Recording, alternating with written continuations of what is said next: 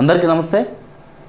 ఇంకా తెలంగాణ రాష్ట్రంలో ఎప్పుడెప్పుడు ఈ మంత్రివర్గ విస్తీర్ణ జరుగుతుందని చెప్పి వెయిట్ చేస్తున్నాం కదా.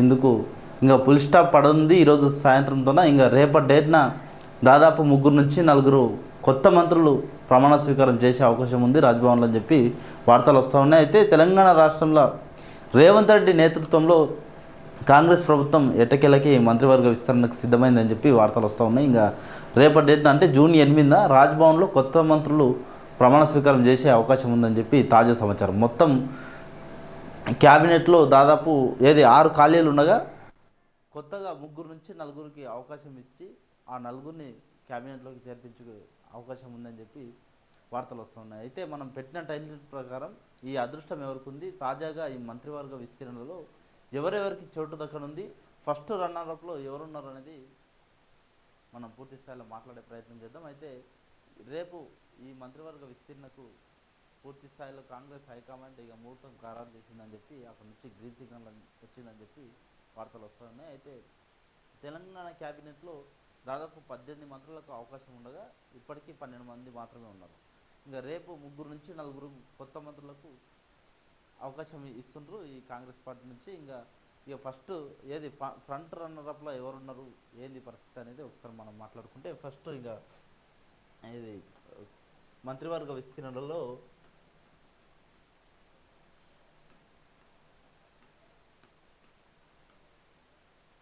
రేవంత్ నూతన మంత్రివర్గంలో first priority Vakiti Srihari first లైన్లో ఉన్నాడు.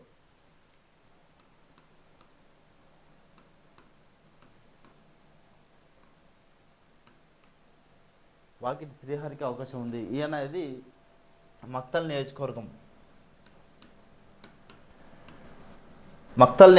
నుంచి వాకిటి శ్రీహరి. ఈయన ముదిరాజ్ సామాజిక వర్గానికి సంబంధించిన ఇంకా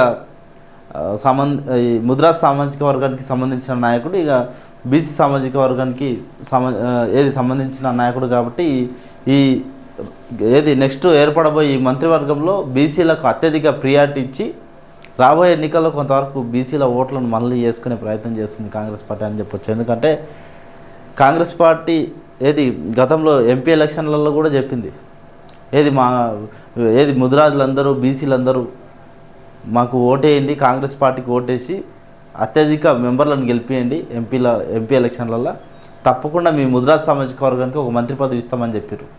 దాదాపు వాస్తవంగా చెప్పాలంటే ముదిరాజులు సపోర్ట్ చేయకపోతే, ఈ బీసీలు ఎవరు సపోర్ట్ చేయకపోతే ఇంతమంది ఎంపీలు గెలిచేటోళ్ళు కాదు, ముఖ్యంగా ముదిరాజులు సపోర్ట్ చేయకపోతే.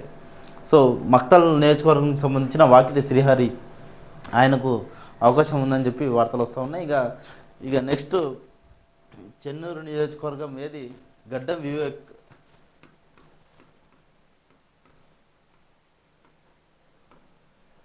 గడ్డం వివేక్ వెంకటస్వామికి అవకాశం ఉంది. ఇక ఈయన V6 ఛానల్ ఉంది కదా, తెలంగాణ రాష్ట్రం ఫస్ట్ ఉద్యమాన్ని మొత్తం హైలైట్ చేసింది V6 ఛానల్. సో ఈ V6 ఛానల్కి సంబంధించిన యజమాని ఈయన మాజీ ఎంపీ.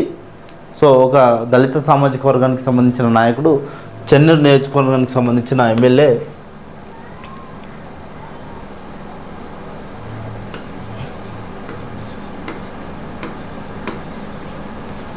గడ్డం వివేక్కు అవకాశం ఉందని చెప్పి అనుకోవచ్చు మనం. నెక్స్ట్ కోమటిరెడ్డి రాజగోపాల్ రెడ్డికి కోమటిరెడ్డి వెంకటరెడ్డి వాళ్ళ సోదరుడు ఉన్నాడు కదా, గతంలో మున్గోడు ఎలక్షన్లలో బై ఎలక్షన్ పోయినప్పుడు ఇదే రేవంత్ రెడ్డిని ఎన్ని మాట్లాడినారు. ఇక ఆయన గతంలో కాంగ్రెస్ పార్టీ నుంచి బీజేపీ పోయింది, మళ్ళీ బీజేపీ నుంచి మళ్ళీ కాంగ్రెస్ పార్టీకి వచ్చి ఎమ్మెల్యేగా గెలిచి ఇప్పుడు అదే మున్గోడు నియోజకవర్గం నుంచి గెలిచింది అనుకుంటా. ఇక ఆయనకు కూడా అవకాశం ఉంది. ఆయన సీనియర్ నాయకుడు, మంత్రి కోమటిరెడ్డి వెంకటరెడ్డి సోదరుడు. మరి ఆయన సీనియర్ నాయకుడు అయిన మంత్రి కోమటిరెడ్డి వెంకటరెడ్డి హత్య అవుతాడు, వాళ్ళ తమ్మునికి మంత్రి పదవి ఇవ్వకపోతే చర్చ నడుస్తుంది. ఈ నేపథ్యంలో కోమటిరెడ్డి రాజగోపాల్ రెడ్డి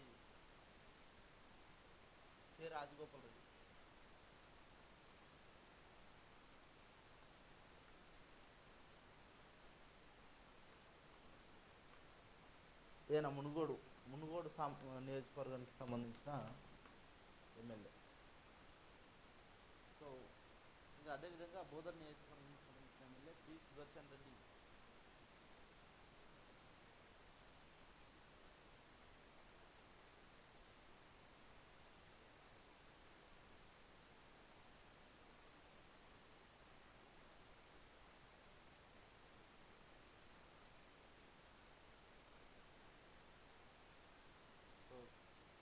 బోధన్ నియోజకవర్గానికి సంబంధించిన పి సుదర్శన్ రెడ్డికి కూడా అవకాశం ఉందని చెప్పొచ్చు. ఇంకా ఈయన సీనియర్ నాయకుడు, నిజామాబాద్ ఏది ప్రాతినిధ్యం కోసం పోటీ చేసిండు.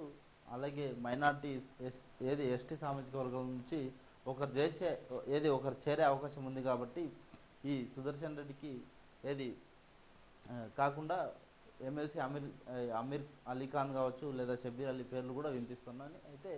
అయితే ఈ బాధ్యత మొత్తం ఈ నలుగురు పేర్లు అయితే ముందు వరుసలు ఉన్నాయని చెప్పొచ్చు. ఒకటి వాకిటి శ్రీహరి, ఈయన 100% ఈయనకి ఇచ్చే అవకాశం ఉంది. అదేవిధంగా గడ్డం వివేక్ వెంకటస్వామికి కూడా బీసీ ఛానల్ ఓనర్కి కూడా ఇచ్చే అవకాశం ఉంది. అదేవిధంగా కోమటిరెడ్డి రాజగోపాల్ రెడ్డికి కూడా కొంతవరకు ఒక 90% అవకాశాలు ఉన్నాయి ఈయనకు.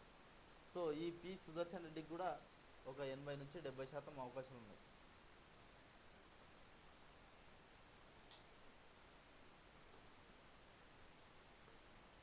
సో ఒక 70-80% అవకాశం ఉంది. ఇంకా ఈ బాధ్యత మొత్తం మీద కాంగ్రెస్ హైకమాండ్ ఈ నిర్ణయం తీసుకునేందుకు రేవంత్ రెడ్డి ఏదైతే బట్టి విక్రమార్క, ఉత్తమ్ కుమార్ రెడ్డితో ఢిల్లీలో వీళ్ళ ముగ్గురుతో కలిసి చర్చలు జరిపిందని చెప్పి వార్తలు వస్తున్నాయి. ఈ కుల ప్రాంతీయ సమీకరణలు, ఎన్నికల హామీల కోసం ఈ విస్తీర్ణ చాలా కీలకంగా మారుతుంది. ఇంకా వాస్తవానికి ఎవరు అర్హులు, ఈ మంత్రివర్గ విస్తీర్ణంలో ఎవరికి ప్రియారిటీ ఇస్తే బాగుంటుంది, కాంగ్రెస్ పార్టీ బీసీలకు ఇస్తుందా అత్యధికంగా, లేకపోతే దళిత సామాజిక వర్గానికి ఇస్తుందా, లేకపోతే ఎవరికి ఇస్తుంది అనేది వెయిట్ చేయాల్సిన అవసరం ఉన్నది. ఇంకా మీ అభిప్రాయం ఏంటనేది కూడా కామెంట్లో చెప్పే ప్రయత్నం చేయండి. Thank you. Subscribe Telangana public TV.